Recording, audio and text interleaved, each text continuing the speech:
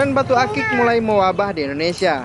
Harga pun dari ratusan ribu hingga ratusan juta rupiah, tergantung jenis batu, keindahan, dan tekstur. Menanggapi rencana pemerintah menerapkan pajak batu akik karena dianggap barang mewah, masih terjadi pro kontra di kalangan pedagang batu akik di Aceh. Ada pedagang yang tidak setuju dan ada pula yang setuju.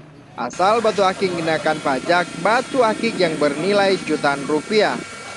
Salah seorang pedagang di Pasar Batu Akik Banda Aceh mengaku tidak setuju dengan rencana pemerintah. Menurutnya, pengguna batu akik hanya sekedar hobi dan belum pantas untuk dijadikan barang mewah. Kalau saya gini lah, kalau batu ini kan semua dari kelas atas sampai ke bawah kan pencinta batu sekarang. Kalau dulu orang tertentu lah gitu ya.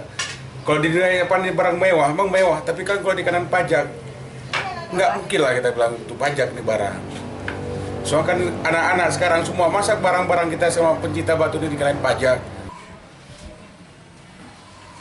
Sementara pedagang batu akik lain mengaku setuju dengan penerapan pajak batu akik, asal pemerintah membuat peraturan jelas seperti jenis dan kelas batu. Selain itu, batu akik harus memiliki sertifikasi. Dengan begitu, batu dapat dikategorikan logam mulia. Kecuali batu itu sudah punya nilai standarisasi.